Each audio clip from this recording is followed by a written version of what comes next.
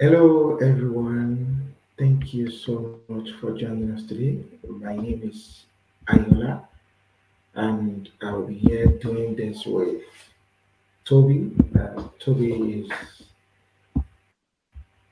an HR practitioner and human resource professional. And Toby, is it okay you introduce yourself? Yeah, absolutely, I can. Yeah, good afternoon, everyone, or good morning, good evening, depending on where you're watching us from. My name is Toby Odunowo. As Ayola said, I am an HR professional. Just thinking about this yesterday, I've been in this game for around 20 years.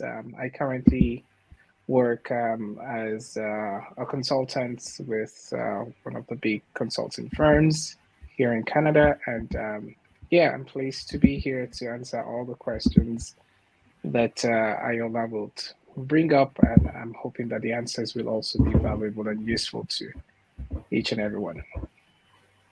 Okay, thank you so much, Toby. And thank you so much for doing this. I remember that we had a conversation around this sometime last year. And I can see that it was very, very helpful for me to be able to ensure that I become better at the job. So, we're talking about job application, right? But our focus today is on preparing for a job interview. So, I Right. know there are several ways we prepare. There are different ways people try to prepare for job interview. However, the most critical part for every individual during the job interview or after is for them to be able to ensure they get the job. So, That's right. what would you say when we talk about preparing for job interview? What do you think it means, and what can you say to that? Yeah. So, I mean, I know like we want to focus on the interview, but I'll just step back a little bit. When you talk about preparing for job interviews, that preparation actually starts from when you are applying for the job. Um, I always say people should check the job posting and be sure that they are a good fit for that job. And of course, ensure that their resume reflects how they have done that in the past. Organizations look for people to come do a certain job. Hiring managers are looking for people to come and help them do what they cannot completely do by themselves. So I tell people the only reason why you have a job is because your manager cannot do all that they have to do. So they need people to come and help them with it. So having that in mind, when you are preparing for a job interview, all the preparation you're doing is to be able to prove to the hiring manager or prove to the recruiter that you are the best person for that job. And when you talk about being the best person, it starts first with competence. Now, the way we measure competence as humans is we always go back and reflect on past behavior. So, your past behavior predicts your future competence. So, if you've been able to do it in the past, then you're likely able to do it in the future. Now, hiring managers use the interview process or the interview conversation as an opportunity to test if you've actually had this experience and if you are the best fit. So most of the time they test for competence, but they also test for culture. So in terms of preparing for an interview, I mean, I know like I'm making this very high level. We'll get into the details of it, but I'll say number one, understand the job description, understand what they're looking for, and then alongside that, understand the part of your work experience, your previous work experience that aligns with what they're looking for. Many times you might have done a lot more, but they don't really care about what is not relevant to that position. So we'll get into the details of how you can do this, but I'll just say that is my answer for this first question. Okay, thank you. So, I'm not going to speak to this because this is just a foundation from what we'll be talking about now. So, I know that we are applying for a job and also preparing for that job application. There are two different things.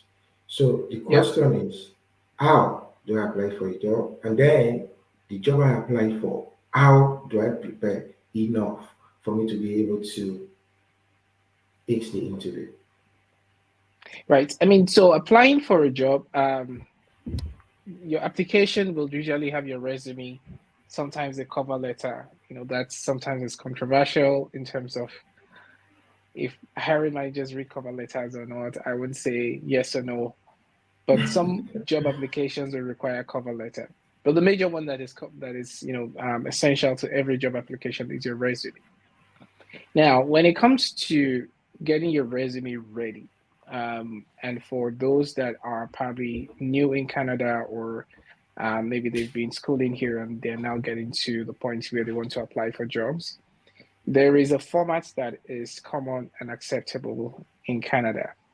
And that also depends on the sector you're in. So, people in the tech industry might get to be more fancy when it comes to how they design their resumes with their pictures on it and things like that. That is not regularly accepted across other sectors in Canada. So know the type format, the right type of format to use. Then number two, it's important as well to communicate what you've done. So not just what you've done, but the result of what you've done. I'll explain that in a minute. Most of the time, people write their job duties in their resumes. As a hiring manager, yeah, I want to know that that's what you were told to do. But what results did you bring? What did you achieve on that job?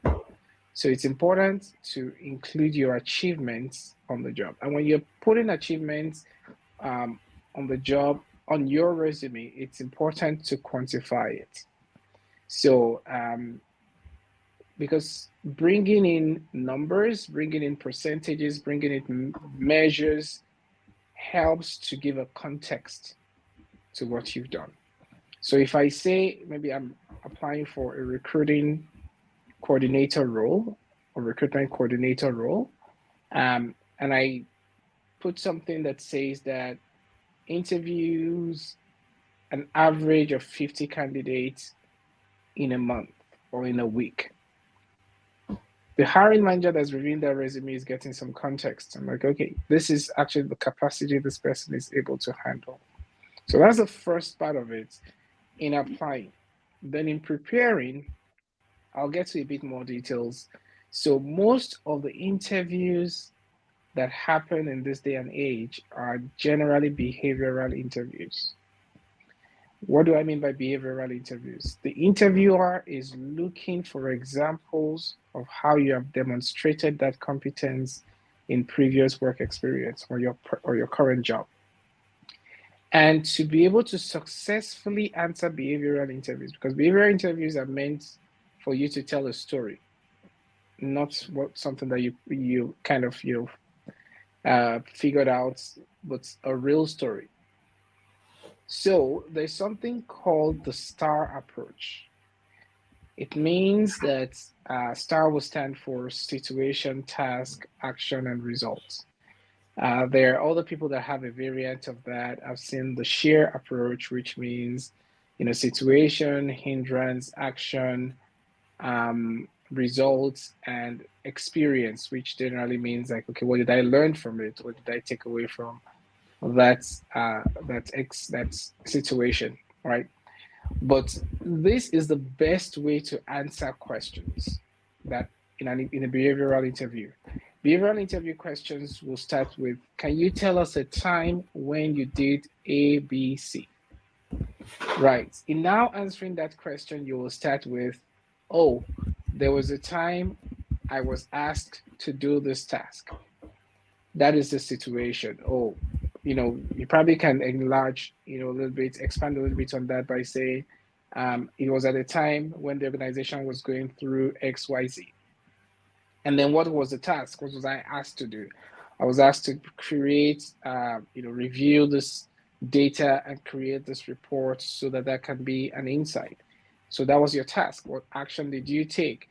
So I gathered this information. I gathered this information from there. I reached out to this manager to get more information. I used my Excel tool to do the analysis. I transferred that over to a visualization tool, And then what was the result? The result will now be, oh, this was presented to management that helped them to make a decision. And then we could move in this direction because we had the insights that we were looking for. By the time you answer a behavioral interview question using that STAR approach, you will have allowed the person interviewing you or the people interviewing you see how you demonstrated the competence that they are looking for. I'll leave it there for Okay, now. thank you. So I know that you're very spot on, and from my experience, um, star approach is what I think I've used more in virtually attending an interview. And there's no way you attend an interview without being able to share a situation and explain how you were able to achieve the task, and also the action you took, which is very critical because sometimes the action you took, quote unquote, becomes your achievement. So, and at the end of the day, that's your result. There's a result that you will see, which becomes your achievement. So, if you're attending an interview, I'm not saying you should stick to star approach, or I'm not saying you should stick to share approach. Check and know which one, the one that works for you. And it helps you to be able to develop yourself, express yourself, and explain your experience. Depending on what is easier or depending on what you think you are very comfortable with. And also, let me mention this, environment also matters. So your Mhm. location will determine how you respond to a particular interview question. And I know in some part of the world we call it resume. In some part of the world we call it CV. So depending, and I've seen different resume, and I've seen different CV. I've seen a resume with a picture, with color. That is a graphic designer proving to us that I know this job. Seeing my CV alone should tell you the kind of job that I do. So, as a human resource professional, I'm not sure your picture is necessary in my environment or in our environment. I'm not sure your picture is necessary. So, if you're a model, if you put your picture, one or two model job projects you have done, it speaks well for you. So, depending on your designation, it will determine the resume you are sending. And Yeah. I need to mention this because I've seen several resume where people will just write the work history from January 2019 to January 2024. That's all, without giving the duties that they have done in the past. So, how do you explain that to the recruiter that is looking at your resume? They don't get to see anything about what you have done in the past. I remember you mentioned earlier that cover letters, sometimes people is very controversial, but I know one thing for sure that um, I do read cover letter. I do. No matter Mhm. how, no matter the number of resume that I'm trying to review, I do. Because one goes through the process of the HR software, it gets to me. I do read it because sometimes recruiter gets to see the competence and the skills that you did not express in your resume, in your cover letter. So if you don't have a cover letter, I only see your resume and I'm not able to confirm that you have the experience.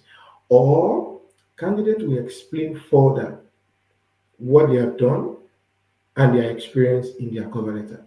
So I'm not saying that you must write a cover letter. Some job application will request that you write a cover letter. It's compulsory. While some leave it optional.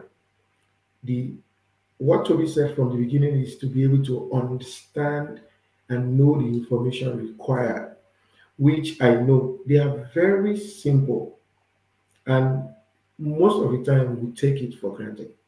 We don't tend to see it. We're like, there's no need. But Mhm. instructions during job application is very, very critical. to ensure that you are answering and doing the right thing. So for me, I will take a pause on that, and then I will say, in this context, Toby, what are the types of job interview and how do we prepare for such job interview? I know you mentioned behavioral based Yeah. earlier. It's like you are picking my question from my mind. So, what are the types and how do we prepare for each of these types? We don't have to necessarily mention all the types.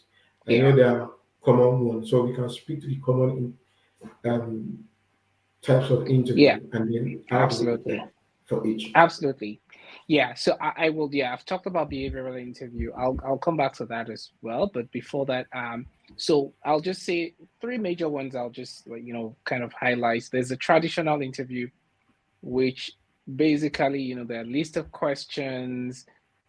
It is not tailored to understanding what you've done based on prior experience. And that is why people started moving away from it. The traditional interview would just ask you, can you do this? And then you say, oh, I can do it. Um, it doesn't actually push you to describe how you've done it in the past. So that's how people started to move away from it. And then before I come back to behavioral interview, there's also the stress interview. So stress interview is supposed to put you in a situation that mimics that environment and see what you'll do. And that is in all forms and they in all different forms of it. But I've been in earlier part of my career, I've been in an interview before that the hiring manager just decided to take that stress interview approach. And he was asking me questions, with the aim of stressing me out, right? There was a question he asked me, I answered, he said, that's a wrong answer. And I was convinced that I gave the So, right answer. So I looked at him and said, I'm pretty sure that was correct. He said, no, it's wrong. And it was actually not interviewing me just for my past experience, but it was also trying to see, my behavior, my how resilient I am in situations, how can I challenge people, how can I convince people. So you might find interviews like that where it will look as if the interviewer is very mean. They're putting you under a lot of stress. They just want to see how you react because maybe that is how that environment is, depending on what type of sector it is. And then coming back to, and the other question you asked was, how do you prepare for these interviews? Um, Knowing the type of interview you're going for will really help you to know how to prepare. But most of the time, we don't know what type of interview you're going to be, until we get there. So, what I'll say is generally, let's come back to why interviews are even conducted in the first place. When you're invited for an interview, you've scaled the first stage, the very first stage of, when either the recruiter or the hiring manager asks themselves the question, can this person potentially do this job? The only reason they're inviting you for an interview is because they feel you can potentially do the job. So you already have a pass mark before you even come to that interview. Now, it is now in your hands to prove to them that they were right when they thought you could potentially do it. So that is where the preparation now comes. If you were the only person they were speaking to, it would have been an easy task. But imagine there are many other people who have done what you can do, done it in similar places that you've done it, or even in other places, being able to demonstrate those competencies in a lot of different situations. And that is why it now becomes difficult because you have to prove to them that amongst all these potentially qualified candidates, I am the best to actually take on this job and produce the results you're looking for. So in preparing for a preparing for a behavioral interview, I have actually, we talked about the STAR approach. I've actually done an exercise that I would recommend. So very simple exercise. I pulled up a blank Word document. I'll just use star. So I built a table that had 5 columns. So in the column 2 I have S, column 3 I have T, column 4 I have A, and column 5 I have R. In the first column, I went to Google, and this time you can even use ChatGPT. It's more intelligent to say, this is the job I'm applying for. Can you generate possible questions that I will be asked at an interview? With ChatGPT, it's based on the prompt. The quality of your prompts will give the quality of the answer. You can even get specific about the company, get specific about the job role, get specific about you can even copy paste that job role into ChatGPT and say, please give me possible questions I could be asked if I'm in a behavioral interview. And then you have all those questions. So I will now put each of those questions on column 1, using a role for each column. I'll now start to ask myself, if I was to answer this question, which part of my prior experience applies to this? So I go back to my resume, I'm picking the experience, I'm writing the situation, task, action, results. I do that for all those questions that I get, in this case from ChatGPT. And then that exercise prepares me for the interview. Now, is it possible that all the questions that ChatGPT gave me are the questions that will come out? The answer is probably no, not likely. Some might be there, some might not be there.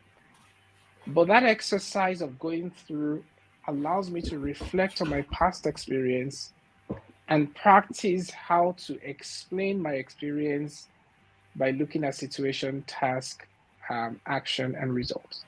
You can also include in ChatGPT the competencies that are required for that job, so that and the skill set required for the job. So that as ChatGPT is generating questions for you, there's a consideration of the skill sets and the capabilities they are looking for.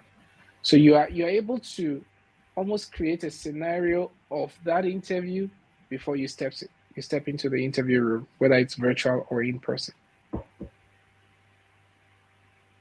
Okay, thank you, Toby.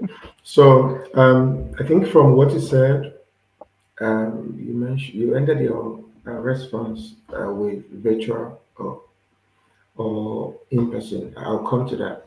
So I asked for the types of interview. I am also aware sometimes we have a technical interview based, and that speaks to the industry and subject matter. So if, for instance, if you're an engineer and in you are at the top level of your career, definitely you can't expect them to be asking you basic questions. They can decide to give you a project, work on this project, the top candidate gets the job. So you need to be able to speak the language of your industry. You are a subject matter, you need to be able to speak a language. I remember I've been interviewed, or let's say audition, it's an interview for me to be able to facilitate a session. And what he did is just to say, oh, thank you so much, you are here. Oh, can you give us a topic, 10 minutes thoughts, topic on this? And we are here to listen. Imagine going for an interview and you are put in the middle of the management team and they are asking you to give a topic, quote and unquote, you did not prepare for. What do you do? So, like from what he said, that's part of stressor and technical knowledge. And I was able to convince them. Luckily for me, they said, pick a topic of your choice, which makes it easier. And I spoke to emotional intelligence. And as a leader, since they are all leaders in the room, I was able to ask them a question. So, to show that I have the knowledge, I started my 10-minute session with icebreaker, asking them as a leader, what is the most difficult thing that you are finding so difficult to be able to improve on as a leader, leading people? That gives me like 5 minutes for them to speak. And after when gave me their answers, and I put that together to be able to respond to them, and I didn't tell them to do this. I only suggest. So you need to be able to understand what you are going to do. Also, there's one called question that demonstrates your ability, which speaks to your skills and your experience match. You need to be able to match that. So let me give an example. So if a person that has about 6 months career in human resource decided to copy the resume of Toby and it will be called in for the interview, definitely the expectation is very high, right? And at the end of the day, the person that is responding cannot match the experience they brought forward. It becomes an issue.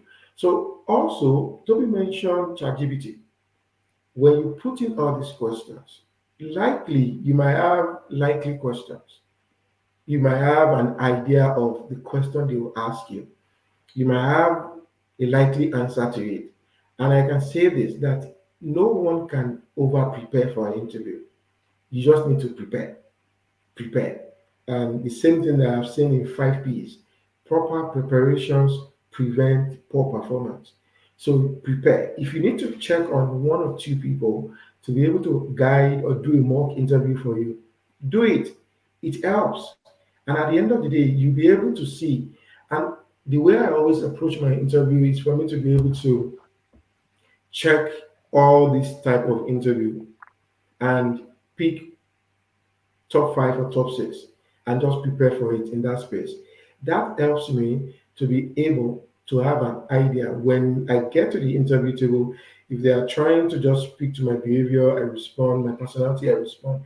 If they are trying to speak to the technical part of the job, I respond. So you just need to prepare.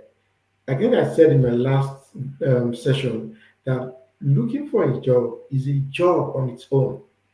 So your job is to be able to prepare, and that preparation is what gives you that edge over other candidates because you are not the only candidate for this interview.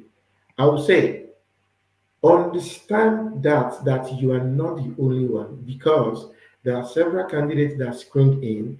You are only going there to prove what you said you have done in paper, and that helps you to be able to say, "Oh, I'm getting the job." So let me ask this: you ended this with virtual or in person, and there's also phone interview, which I wouldn't say is virtual because virtual can be like what we're doing, but yeah. So I don't know how you what you can say to it, how to respond or prepare for the phone interview, virtual interview, or in-person interview. If you can speak to that. Yeah, absolutely. So let me start with phone interviews, and um,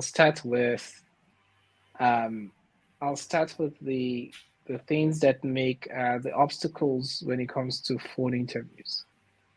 Now, imagine you get a call from a recruiter. They're looking for someone, for a certain into job position, and then they're calling you to do what we call this first screening, right? So they are shortlisted, they're calling to have a conversation because that's the most common phone interview. They're calling to have a conversation. Now, this recruiter cannot see your face. This recruit this recruiter can only hear your voice. Now, as humans, when we communicate, our communication is way, way, way beyond our voice. There's something called facial expression.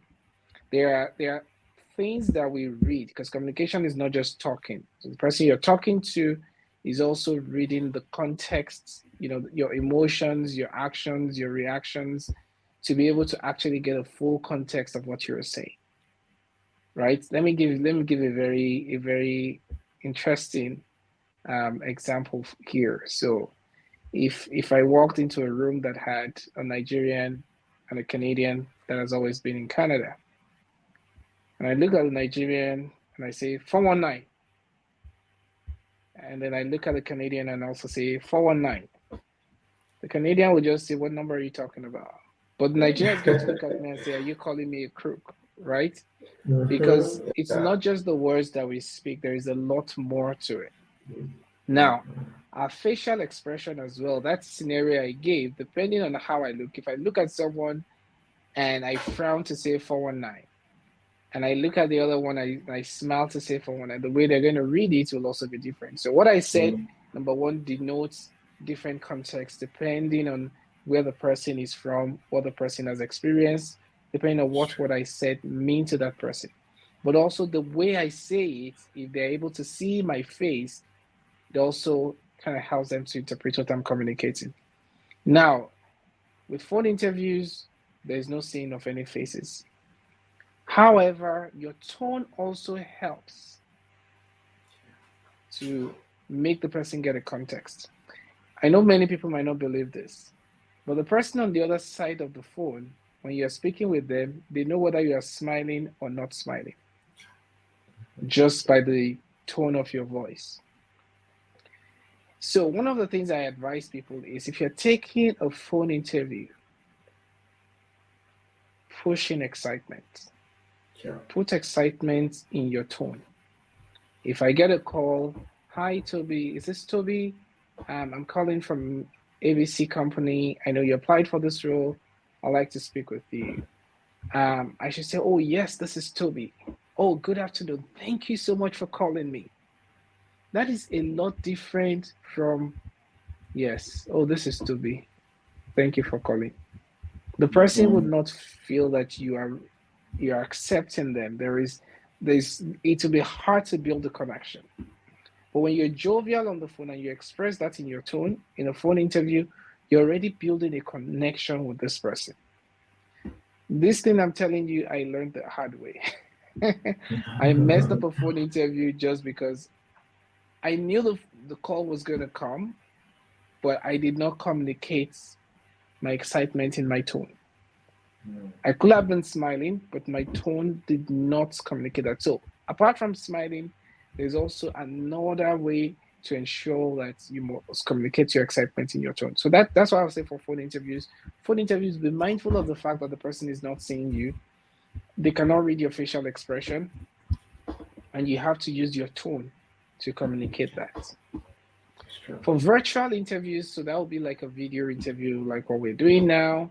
They only see a part of your body, they only see your face up. One of the things I tell people is number one, make sure that you have technical issues sorted out before the call. So for virtual interviews, many times we take it for granted. We don't go to check our microphones if they work. We don't go to check our, and that is majorly for your own good because many times interviewers are kind these days.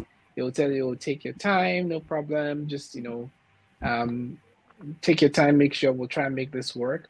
But you then put yourself in a situation where you're already tensed up before you answer interview questions, which is not good for you. Another thing we should be mindful of is interruptions.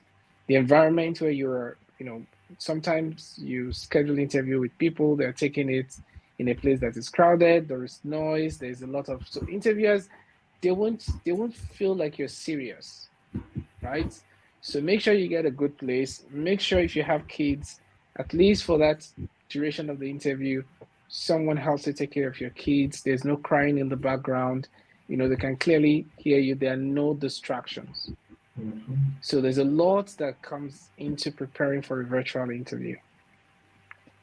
In-person interview, that's the traditional one. That's the one we've been used to. So these things I'll say are probably things we all know. Arrive way before time. Like people will even tell you before the day of the interview, take a trip to the place. Yeah. It's for two reasons. You are helping your muscle memory, right? Your body has been there before. Your body recognizes the commute to the place. You have a visual, a mental, I'll say like a visual conception of how the place looks. So that also helps your mental preparedness for the interview. Arrive on time, dress fine, smell nice. That's important. Remember that it's all about the impression that we create, right? As Yeah. humans, We talk about biases, we talk about unconscious bias, but there's no one that would tell you that you can totally get rid of your unconscious bias, Yeah, right? Because it's that's number one, it's already unconscious, right? So if I mm, look at someone that is well dressed and I look at another person who is not well dressed, the first thing that comes to my mind is the person that is well dressed is more competent because they take care of themselves. mm, I might be mm, entirely wrong. I might be totally wrong, but that's the bias I have.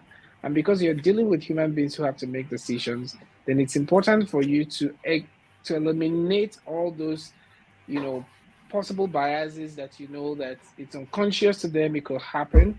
But you have the power to avoid it by just doing the right thing. So this is mm. how I'll say high level, how you need to prepare for these three types of interviews. Oh, thank you so much. And that takes me back to the phone interview, which I think is very critical. I think I was reading a book sometimes and it says, you sound the way you look. And I think I agree. Most of the time, when people are speaking on the phone, it is you are communicating how you look, and it's very critical. So there's what we call element of personal communication. And if you check, body language is about 55, 57%. And the word you are saying is about 7%. However, your tone, your voice, your pitch, your syntax is about 38%. So it is very critical to be very, to sound good. Not because you are pretending, but if you pick a phone and you are responding, it's always easier for human being not to be very conscious. So since you are not being told you are doing an interview, because sometimes that is like a pre-interview, but most people don't know. It's just be, oh, I'm calling you to schedule an interview with us. Did you apply for this? Or you're like, yes, oh, my name is Ayola. Thank you so much for calling me. Okay. And that is courtesy. And in 7 C's of communication, we have clarity, conciseness, but courtesy is very, very important.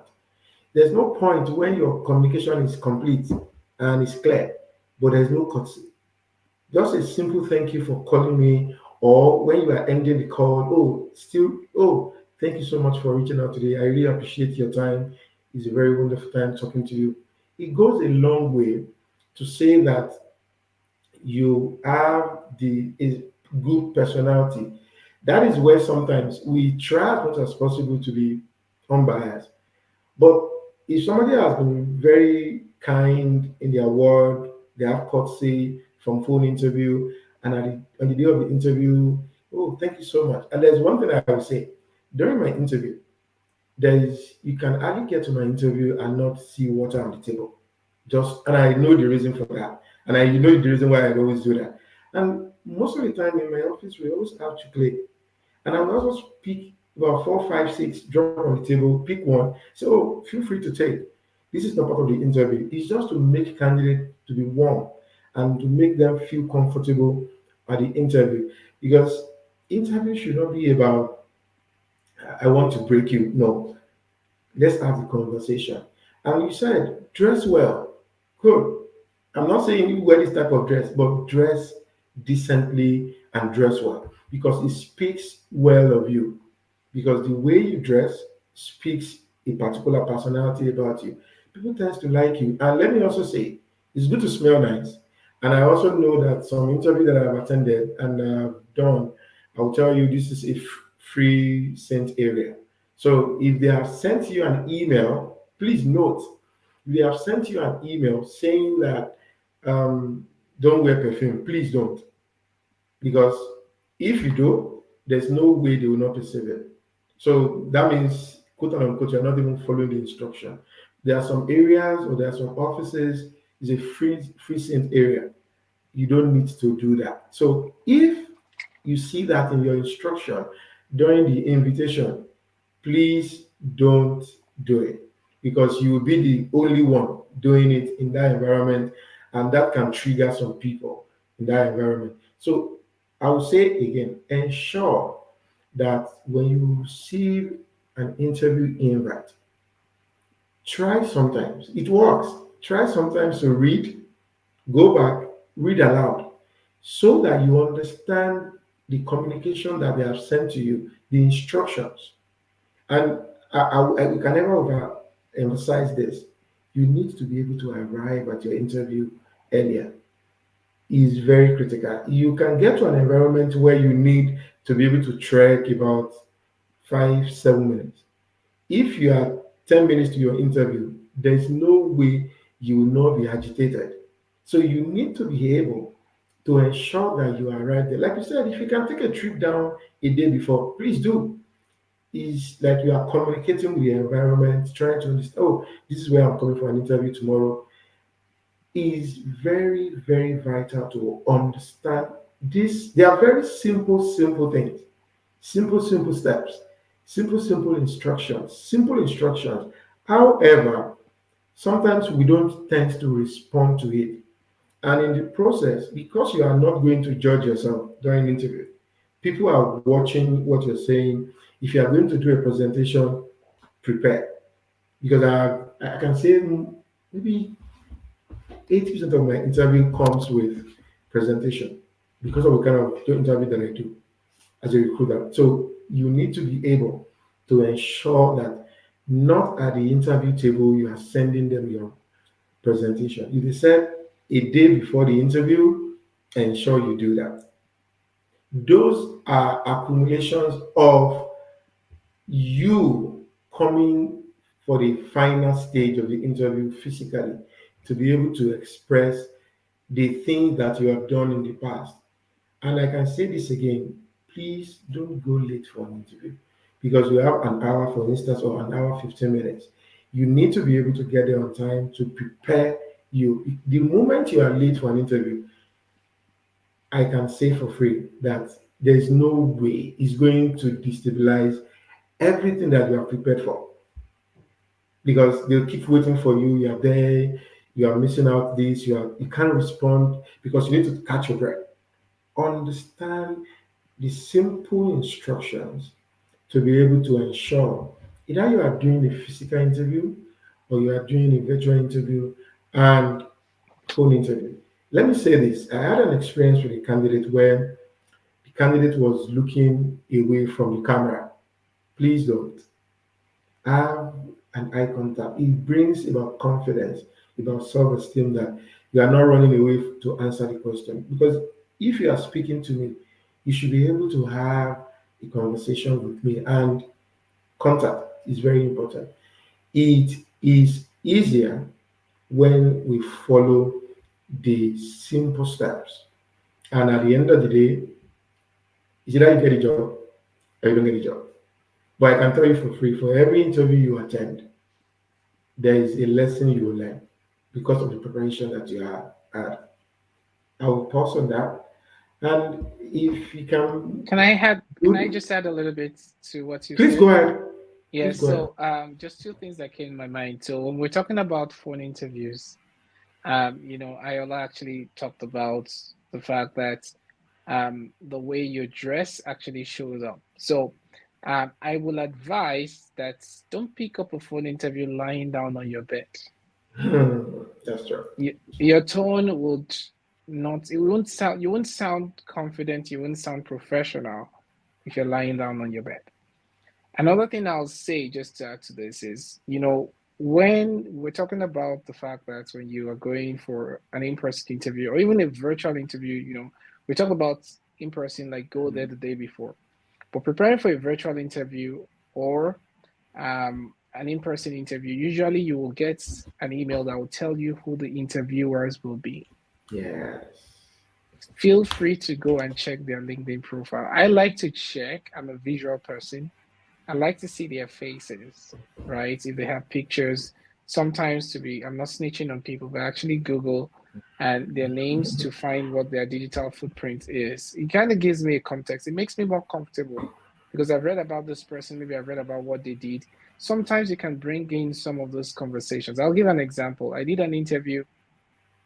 I found out that my hiring manager was a guy that has worked in the military for most of his career before he became, an HR person. I got that context. I got the context of where he came from. He wasn't from this country. So I already kind of knew things about him. So in answering my question, I had Mm. to weave in something about the military, even if it was just to say, I have a friend that works in the military, in the US, and he has said something about this. I got the job. Guess what? Fast forward to months after, we were talking about my interview, and he said, "Oh, immediately I mentioned that." He said, "This guy, I'm giving him the job."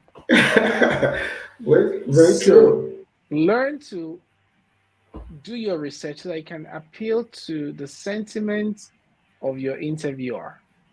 Mm. Also, getting to see their pictures gives you like a mental, recognition of how they look like. You're getting in that interview. You're not trying to figure out, who is Sean? Hmm, who is Shane here? Who is Rebecca here? Because sometimes it's panel interview. Because you've seen their pictures, you can say this is Sean. Before they introduce themselves, you know who is who. It will help you Mm. not have as much tension as you usually have in an interview like that. Yeah. So back to you, Ayola. Just wanted Okay, to share so those things. thank you for that. And I think that's, like I said, that brings a mental picture to make you feel that I've met this person before.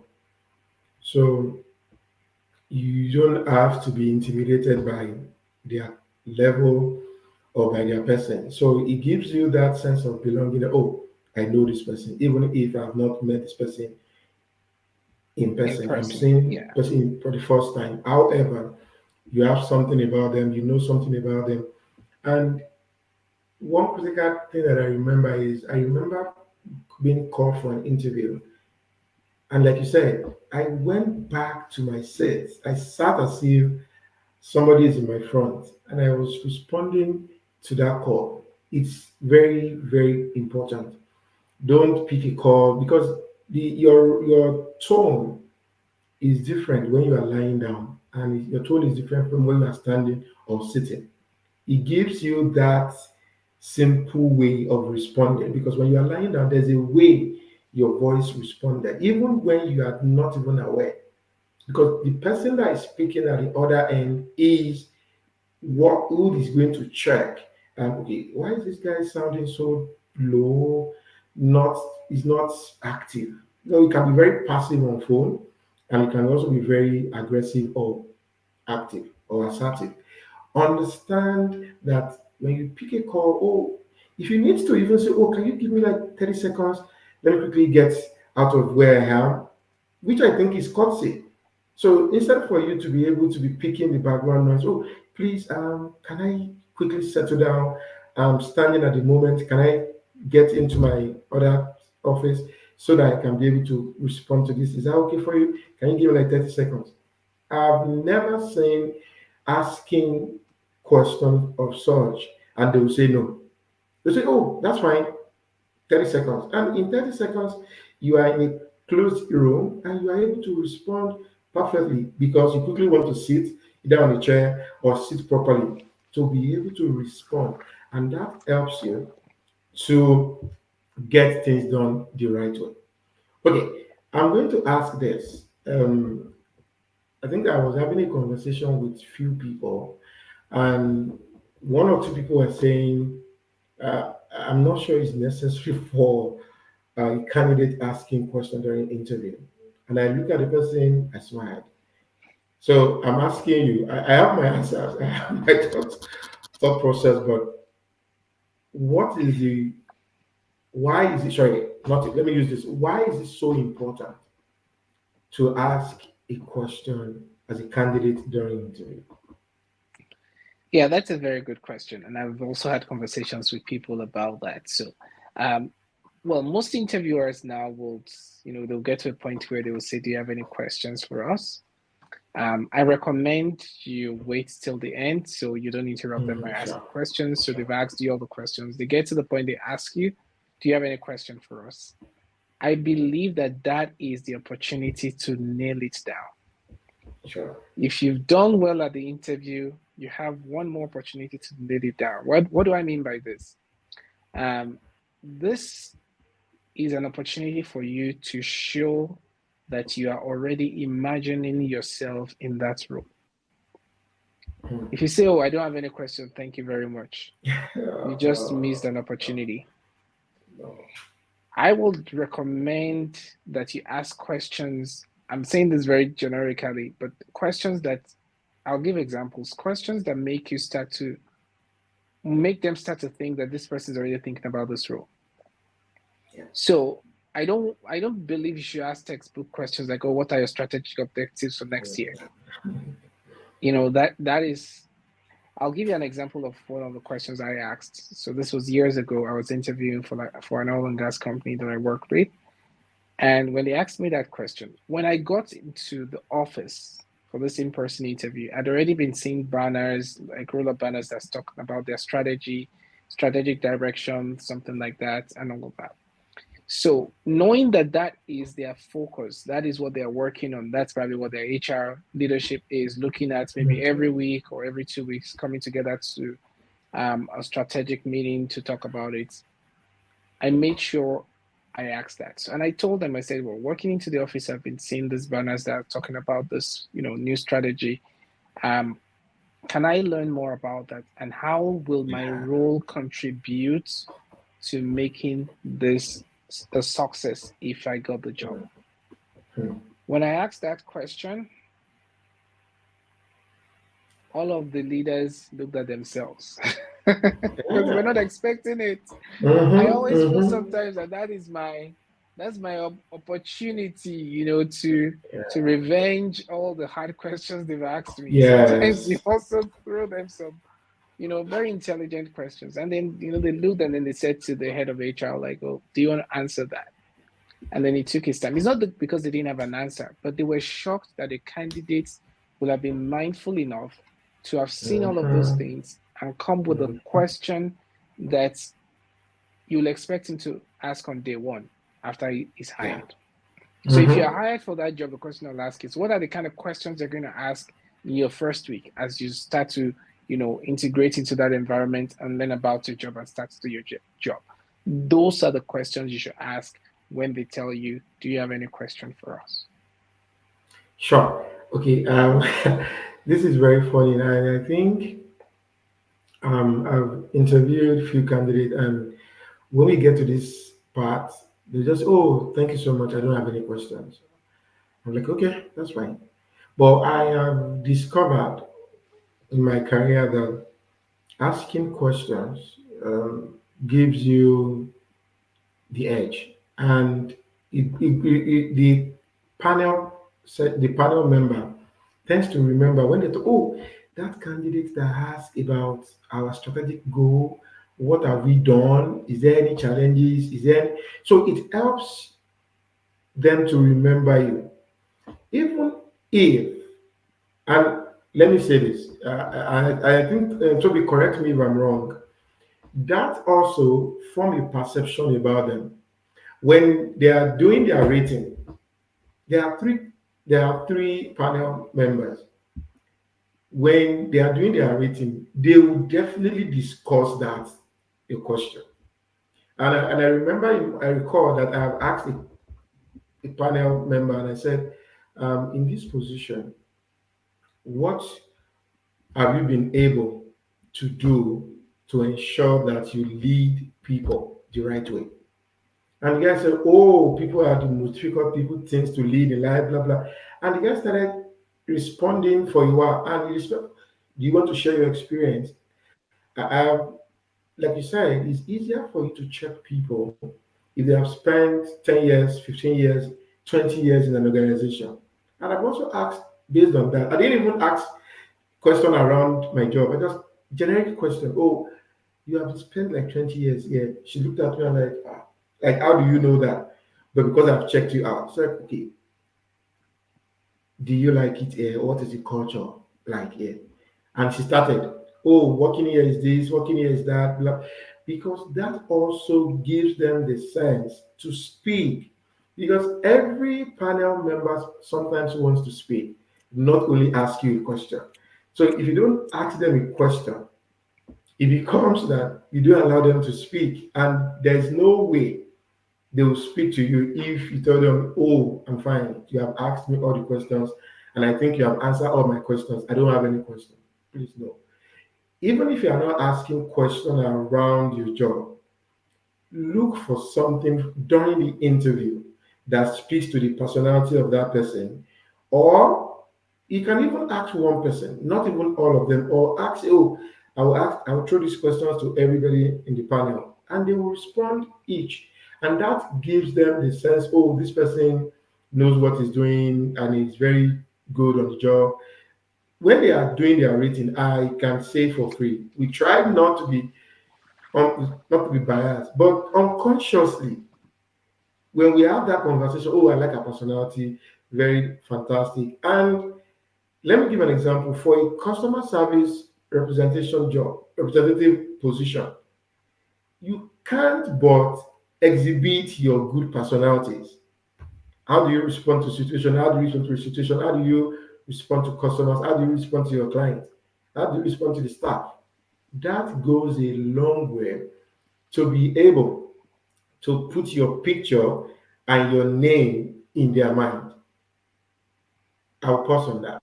So, on the last note, I think I want you to be able to give an advice on this. I know that after preparation, after people apply for different jobs, they are prepared, they have done their best, but still, sometimes they get that rejection email. From your own experience, how will you advise people to receive that? There's something that you said, Ayola. Every interview is a learning opportunity, is a learning experience. Not getting the job doesn't mean you did not get anything from that process. That's true. So getting the job is probably the final goal, but there's a lot of benefits that comes along the way. And when you don't get a job, it doesn't also mean that you were not the best for that role. Mm, Many times when they talk about organizational fit, it could be that they found someone else who has experience like you, who's done as much as you've done, or maybe even a bit less, but maybe they have worked in that industry before. yes. That gives them an edge. Maybe in some cases, I'll speak to what happens in Canada. If there is a vacancy and they even have an internal candidate, maybe who was a contractor that is Mm-hmm. qualified to do that's probably doing that job already. So correct. There's still an obligation for them to advertise the role and interview people. So you might have wowed them, you might have been the best person, maybe even done better, but they were like, oh, we didn't advertise this job just to look for external candidates. We advertised this job because someone who does it internally as a contractor now needs to be regularized to Sure. be a permanent employee. So don't beat up yourself. Mm, Don't get discouraged. Don't think you're not good enough. Don't lose your confidence just because you got a rejection email. There are many, many, many possible chances that this had nothing to do with your competence. It was yeah. just a situation that you could not control. And another thing I tell people is, well, if you didn't get the job, maybe that was not what God wanted for you. But remember, there are many people that will get a job and they will get frustrated of that job. So you don't also know what God is saving you from to give you Yeah. that rejection email. So always wait for the right time and wait for the right job. I'll stop at that. Okay. Thank you for that. I think I'm going to say that sometimes rejection email is part of the process, and don't feel bad. Like Toby said, don't beat up yourself. Don't think less of yourself. Um, I always tell people that when you even get called for the job interview, it means that you have something they are looking for. So when you get to that interview table, you have proven yourself, you have done everything right, you have been able to push yourself, improve. However, if eventually you get the rejection email, my advice is take it with a positive mental attitude. That should not discourage you. And there are several factors, like Toby said, might be because, so in actual sense, somebody has been doing that job as a contractor, quote and unquote. He knows the best answer to give. So don't think that you are not fit. It's possible the rating between you is just 3 to 5, that you are very close. But the bottom line is you can't accept defeat, because why? The end goal is to get a job in your space, and that will help you to be able to accept rejection email with positive mental attitude. That will help you. That doesn't mean you should cancel other interview. That doesn't mean you should not apply for another job. That doesn't mean you should say, "Oh, I'm not even going to prepare for this interview." I prepare for virtually every interview that I have as if it's my last. Every one I do that. If I need to call people, I do call people. Thank you so much for your time, everyone that joined on different platforms and we are on. And thank you so much, Toby. And I'm going to say that there's a link that I attached.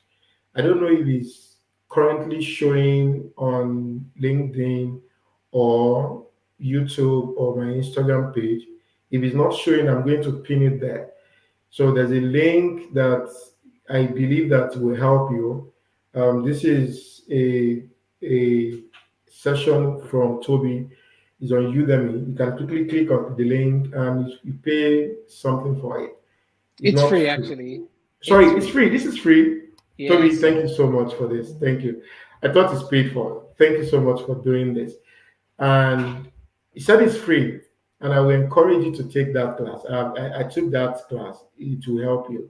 It's a simple process, and like I said, simple process which is most of the time people ignore. But follow the process is going to help you eventually it's your job, and at the end of the day, you can send a thank you shout out to Toby for doing this. And Toby, for doing this, I really appreciate for you making this session free for everybody that's going to click on the link. And please You're give a welcome. review if you do that. And thank you so much. Please watch out for my next session. It's going to be on career transition and management. I'll be doing that next month. Thank you so much, and have a wonderful day or have a wonderful night, depending on where you are currently. And enjoy the Thank rest you of the so day. much. Bye. Thank you. Thank you, Thank you, Toby. everyone. Bye. Thank you. Bye bye.